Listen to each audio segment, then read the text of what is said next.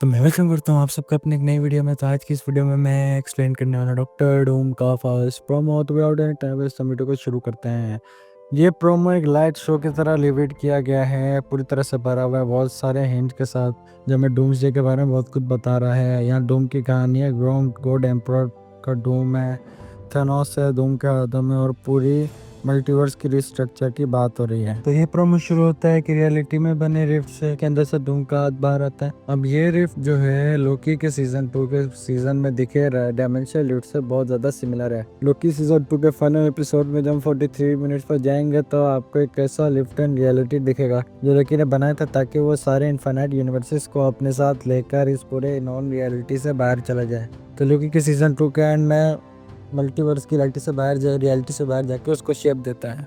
अब इसका मतलब ये है कि डॉक्टर डूम मल्टीवर्स से बाहर निकल चुका है और लोकी भी सेफ नहीं है। और अब सीन के बाद डॉक्टर डूम का मार्क्स बनता है और हमें देन फाइनल डॉक्टर डूम का लुक दिख जाता है। ये must fantastic four first step में जो मास्क हमें दिखता है उससे काफ़ी डिफरेंट था, क्योंकि ये ज़्यादा एज्ड और पॉइंटी है, जो कि काफ़ी अच्छी बात है क्योंकि क्लासिक डूम की याद दिलाता है। डूम के क्विक लुक के बाद हमें दिखता है डूम का कंप्लीट लुक। यहाँ पे ध्यान देने वाली बात यह कि डूम के अपर बर्स्ट पर कुछ ज्यादा ही फोकस किया गया है और यहाँ पे डूम के लेफ्ट शोल्डर पर जो ब्लेड है वो क्रीव फोर्सेस के सिंबल जैसी क्रेविंग देख सकते हैं। वहीं डूम के राइट शोल्डर पे ब्लेड पर एक रेक्टेंगल फिगर है जो बहुत हद तक म्योनर जैसा है। अब ये क्या हो सकता है ये रिवील नहीं किया है। तो ये हम जानते हैं कि डूम कॉस्मिक कॉन्करर होगा और हमें अक्सर कहानियों में देखा है कि जो कॉन्करर्स होते हैं वो अपने सबसे बड़ प्राइज शिकार की एक निशानी अपने पास साथ रखते हैं। हो सकता है डूम्सडे में दिखने वाला डॉक्टर डूम पहले किसी यूनिवर्स के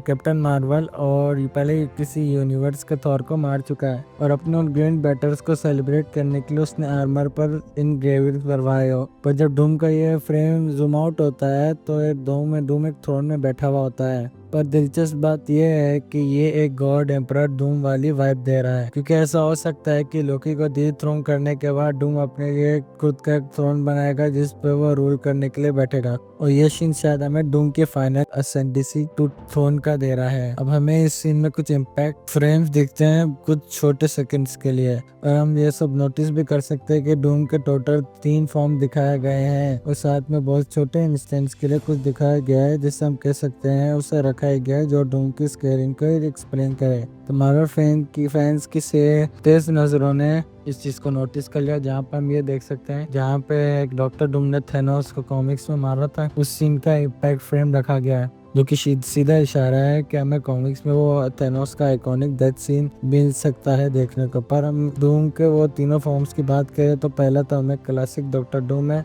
पर यह क्लीन चेंज होकर व्हाइट कलर का हो जाता है। दूसरे इम्पैक्ट फ्रेम में जो सीक्रेट वॉर्स स्टोरी लाइन में गॉड एम्परर डूम के आर्मर का कलर था, ये एमसी भी हमें आइकॉनिक व्हाइट आर्मर वाला गॉड एम्परर डूम देने वाला, ये देखना दिलचस्प होगा। पर जो फॉर्म इसके बाद होगा वो थोड़ा दिलचस्प था, वो है तीसरा इम्पैक्ट फ्रेम जिसमें हम लोग गोल्डन आर्मर देखते हैं। ये कुछ नया है क्योंकि ये गोल्डन आर्मर वाला डूम एक्चुअली में हमें दिखेगा। अगर ये दिखेगा तो इसका सब प्लॉट क्या होगा वो अभी के लिए तो मिस्ट्री है। पर हमें यहाँ से आगे बढ़ते ही डूम का एक बहुत बड़ा सिल्हूट दिखता है, या तो खड़ा है या तो आउटर स्पेस में फ्लोट कर रहा है और इसके एक हैंड जेस्चर से बहुत सारे शार्ट्स टूट के बिखर जाते हैं और उन्हें आपस में समेटकर अपनी मुट्ठी में बढ़ाता है। और ये जो शार्क है अलग अलग यूनिवर्स है, क्योंकि ये समय गेस कर रहा हूँ क्योंकि मार्वल ने अपने व्हाट इफ सीरीज के जरिए ये क्रिएटिव तरीका चुना था अलग अलग यूनिवर्सेस को दिखाने का। जहाँ व्हाट इफ का इंट्रो है वो वॉचर कर रही है, वो अलग अलग यूनिवर्सेस को इसी तरह शार्ट्स और फॉर्म में दिखाते हैं। तो इस प्रोमो क्लिप में दिखाया जा रहा है कि डॉक्टर डूम इतना ज्यादा पावरफुल विलन होने वाला है, इनफाइनाइट यूनिवर्स को ऐसा तोड़ के बिखरेगा और अपने विल पर उन्हें समेट कर अपनी मुट्ठी में ले आएगा।